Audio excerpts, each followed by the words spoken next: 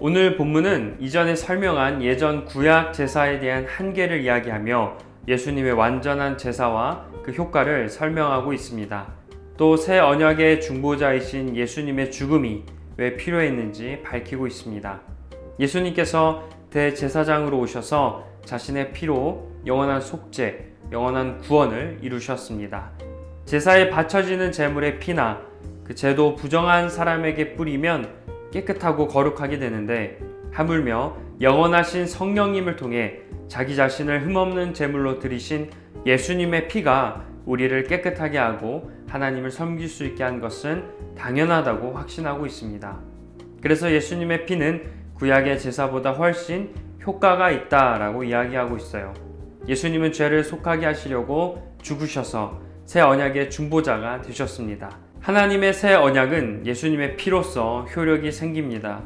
이어서 과거 구약시대의 옛 언약은 제물의 피로써 효력이 있었다고 설명하고 있어요. 예수님은 새 언약의 중보자로서 예수님의 피가 우리에게 어떠한 은혜를 주시는지를 기억하며 본문 말씀을 읽겠습니다. 그리스도께서는 장래 좋은 일의 대제사장으로 오사 손으로 짓지 아니한 것 곧 이 창조에 속하지 아니한 더 크고 온전한 장막으로 말미암아 염소와 송아지의 피로 하지 아니하고 오직 자기의 피로 영원한 속죄를 이루사 단번에 성소에 들어가셨느니라.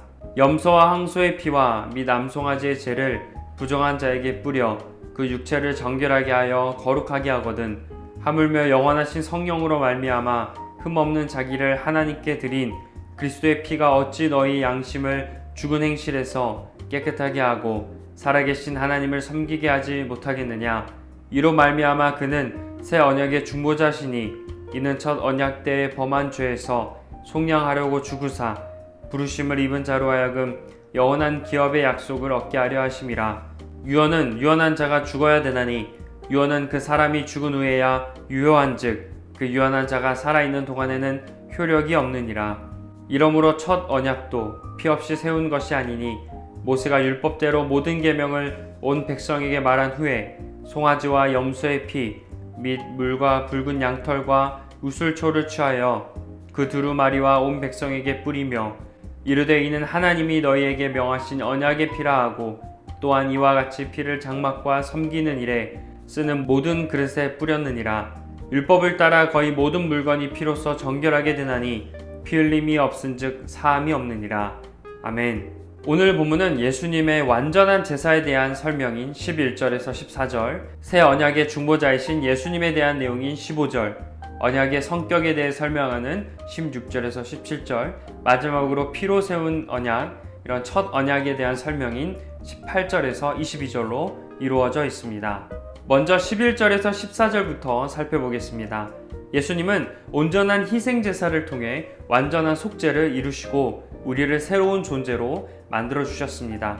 짐승이 아닌 자신의 피로 제물을 드리셨고, 첫 언약에서는 알지 못했던 하늘의 지성소로 들어가셨습니다.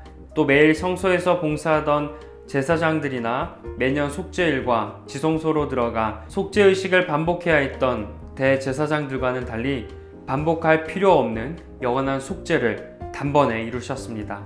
첫 언약에서 드린 가축의 피는 육체적인 정결만 주었지만 예수님은 자신의 피로 우리의 양심을 정결하게 씻으셔서 우리로 하여금 죽음에 속한 행실을 떠나 하나님을 섬기는 존재가 되도록 더 크고 넓은 차원의 존재가 되도록 하셨습니다. 죄에서 벗어나 돈이나 명예나 쾌락을 쫓지 않고 하나님을 섬기며 사는 사람이 된 건 예수님의 죽음으로 이루어 주신 구원입니다. 이것이야말로 우리가 경험한 최고의 기적이죠. 여기에서 우리는 구원은 우리가 경험한 최고의 기적이라는 점을 묵상하게 됩니다. 우리가 세상을 따르지 않고 하나님을 따르는 삶을 살게 된 것은 예수님의 죽은 덕분입니다. 하나님을 섬기는 사람이 된 건 예수님의 구원 덕분이죠.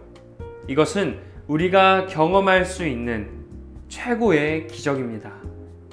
예수님께서 주시는 축복들이 내 인생의 기적이 되는 것이 아니라 구원을 받아서 하나님을 섬기는 삶을 살게 된 것이 바로 우리의 최고의 축복인 것이죠. 이것이 최고의 기적임을, 또 최고의 은혜임을 고백하길 간절히 소망합니다. 다음으로 15절을 묵상하겠습니다. 예수님은 자신의 죽음으로 우리를 첫 언약 때 범한 죄에서 벗어나 새 언약의 복, 영원한 기업의 약속을 얻게 하셨습니다. 예수님의 죽음을 통해 우리는 첫 언약의 저주에서 벗어났고 또 새 언약에 참여해서 새 언약에 약속된 영원한 복들, 영원한 나라를 유업으로 받을 수 있게 되었습니다. 예수님의 죽음을 가슴에 품은 사람, 예수님을 새 언약의 중재자로 신뢰하는 사람은 예수님이 약속하신 영원한 유업을 소망하게 됩니다. 이 말씀에서 예수님을 신뢰하는 사람은 예수님께서 약속하신 영원한 기업을 믿어야 한다는 점을 묵상하게 됩니다. 오늘 본문은 예수님께서 새 언약의 중보자가 되셔서 우리를 영원한 기업, 그 약속을 얻게 하신다. 즉 천국과 구원을 우리가 누리게 된다고 분명하게 말씀하셨습니다. 그리스도인인 우리는 이 점을 절대 잊어서는 안 됩니다. 예수님께서는 우리를 부르셔서 우리에게 영원한 기업의 약속을 주시는 분입니다. 그래서 현실의 삶에서 우리가 믿음으로 깨끗한 양심을 따라 사는 게 비록 힘들지라도 예수님의 약속을 바라보아야 합니다. 힘들겠지만 예수님의 약속을 기억하며 현실의 어려움과 고단함을 이겨내시길 소망합니다. 마지막으로 16절에서 22절의 말씀을 살펴보겠습니다. 하나님의 맺으신 언약은 유언과 같습니다. 누구나 죽음을 앞두고 유언을 남기는 것처럼 하나님은 우리와 언약을 맺으실 때 자신의 죽음을 이미 전제로 하셨어요. 우리에게 언약의 모든 복을 주시기 위해 처음부터 언약의 모든 저주를 죽으심으로 담당하시고자 마음먹으셨습니다. 첫 언약도 마찬가지입니다. 성막과 모든 건물을 깨끗하게 하실 때 피를 뿌려서 감당했습니다. 당시에도 피로써 정결하게 되고 이 피 흘림이 없다면 죄사함이 없었습니다. 여기에서 우리는 첫 언약, 그러니까 구원의 언약도 피로 세워졌다는 걸 알게 됩니다.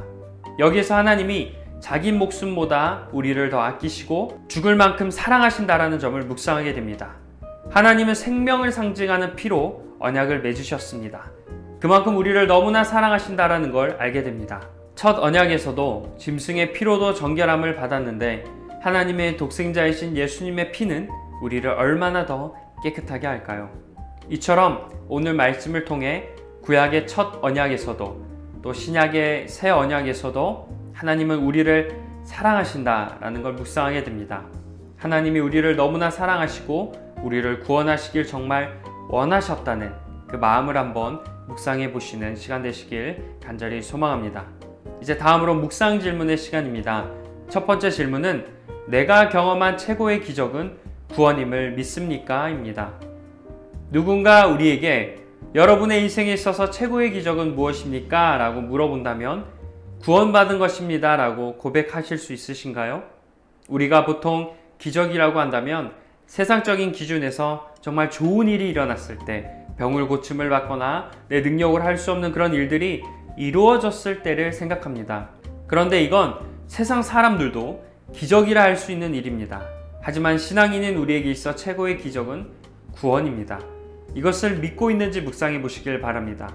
그리고 그 구원이 우리의 가장 큰 기적, 최고의 기적이라 고백하실 수 있는 모든 분들이 되시길 소망합니다. 자, 두 번째 묵상 질문은 하나님께서 우리를 사랑하신다라는 걸 얼마나 느끼며 살아가십니까? 입니다. 하나님께서는 생명을 상징하는 피로 우리를 깨끗하게 하셨습니다. 구약에서는 짐승의 피로, 심지어 독생자이신 예수님의 피로 우리를 깨끗하게 해주셨습니다. 이처럼 생명을 바치면서까지 우리를 사랑하시는 하나님의 마음을 알게 되는데요. 이건 우리가 너무나 잘 알고 있습니다. 그렇다면 이 사랑을 우리가 삶에서 얼마나 누리며 살아가고 있는지 묵상하길 원합니다. 누군가를 위해 내 생명을 바치는 건 쉽지 않아요. 정말 사랑해야 가능한 일이고 어쩌면 사랑해도 쉽지 않은 일입니다. 그만큼 하나님은 어려운 일을 바로 우리를 위해 하셨습니다. 누군가에게 사랑을 받는다는 건 정말 행복한 일인데 하나님이 예수님을 희생하면서까지 우리를 사랑하신다는 걸 믿고 있는지 묵상해 보시길 원합니다. 그리고 내가 살면서 이 사랑을 얼마나 기억하고 살아가고 있는지도 함께 묵상해 보시길 원합니다. 묵상을 통해 이제는 삶에서 비록 나에게 힘들고 어려운 일이 찾아온다 할지라도 하나님의 사랑으로 이어내고 희망을 품는 모든 분들이 되시길 축원합니다.